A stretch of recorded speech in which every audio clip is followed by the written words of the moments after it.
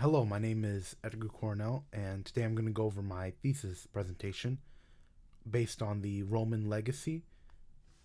This presentation will go over one aspect of that legacy, the famous struggle between the two medieval claimants to the Roman legacy, that being the Eastern Roman Empire and the Holy Roman Empire. Before I begin talking about my argument regarding these two states, I would like to go over the medieval world and how the Roman legacy was established at this time. For over 600 years, Rome has been the political, military, and religious powerhouse of the Mediterranean world. However, by 476 AD, the Western Empire had fallen, and a new cavalcade of minor political factions began springing up in Western Europe.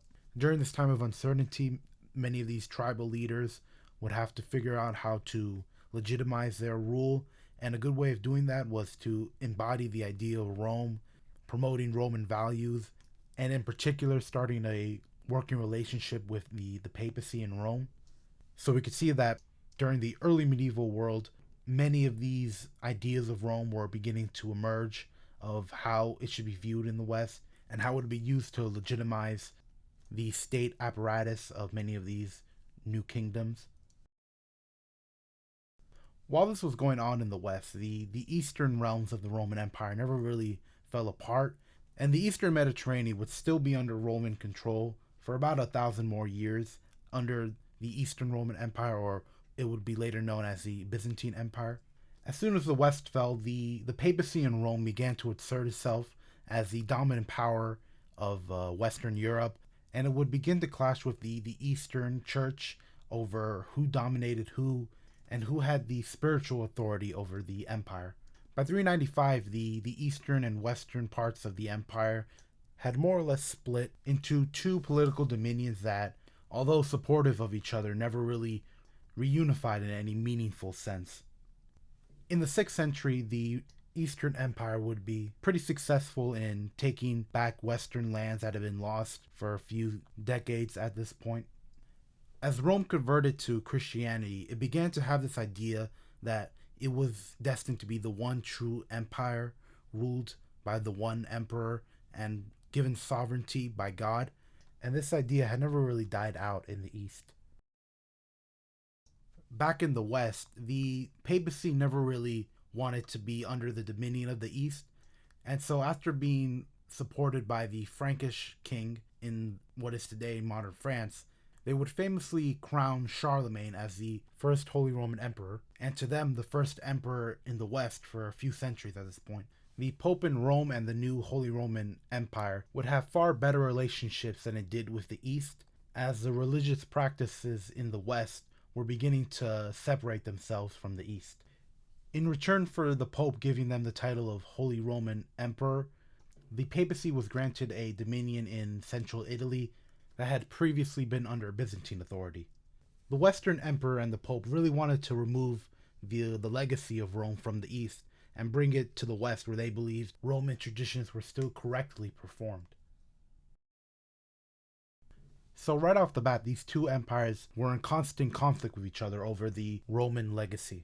The HRE would frequently describe the Byzantines as the kingdom of the Greeks in a way to remove their Roman identity. The Byzantines, in return, would frequently describe the Western Empire as barbarians and the descendants of those who had originally toppled the Western Empire.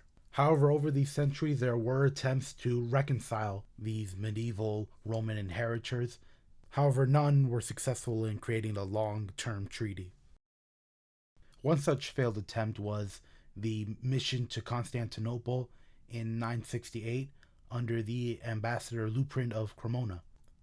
Liutprand was there to arrange a marriage alliance between the imperial families, but it quickly devolved over argument on the Roman legacy and which empire were their true successors. Liutprand would describe the Byzantines as more Greek than Roman, and they did not follow the Roman Catholic Church. Instead, they went with Eastern Orthodoxy, and they did not physically hold the city of Rome. The Holy Roman Emperor, in contrast, was a true Latin Roman. He was a believer in Roman values, and he had a good relationship with the Roman papacy, which was an institution that existed before the fall of Western Rome. Because of this connection with the papacy, Liutprand could argue that the Holy Roman Empire was given sovereignty by God. About 150 years later, during the First Crusade, the Byzantine princess Anna Komnene would be able to describe the Crusaders as they came from Western Europe to aid the ailing Byzantine Empire. Upon seeing the Crusaders, Anna would describe them as barbarians, unkept, and without Roman culture. She would give these Latin Crusaders ancient barbarian titles such as Franks and Gauls, and she would describe them as treacherous and warlike, as during this time the Crusaders were attempting to take the city of Constantinople. To combat the idea that the East was far more Greek than it was Roman, the argument would be made that Rome had always been influenced by Greeks, even before the West had fallen and the Greek lands had been the last dominion of Rome. The Rome that had existed during the early monarchy was very different from the Republic, and in turn it was very different from the later empire. So it would be impossible to argue that Rome was a static culture that never was influenced by its surrounding neighbors, and this influence occurred after they conquered Greek-held territory in the East. In terms of religion, Anna could say that the East had never given power to the Western popes. They were always under the influence of the East, and the Pope just went out to assert his own dominion without the acceptance of the Eastern Emperor. The Eastern and Western churches would officially separate on 1054, what is now known as the Great Schism. During the Fourth Crusade in 1204, the Latin Crusaders would even sack the capital of Constantinople, seriously diminishing Byzantine wealth and power, and in fact destroying the empire and establishing a Latin emperor in Constantinople. After the Greeks re-established the Byzantine Empire, they would ultimately be defeated by the Ottoman Empire in 1453, and during this conquest they would receive no help from their Christian neighbors or the Holy Roman Empire. Because the East had fallen, the West was able to assert their Roman inheritance and try to diminish the Byzantine Empire as a Eastern Roman Empire in the medieval period. It would in fact be the German historian Hieronymus Wolff that would coin the term Byzantine in a way to describe the Eastern Roman Empire.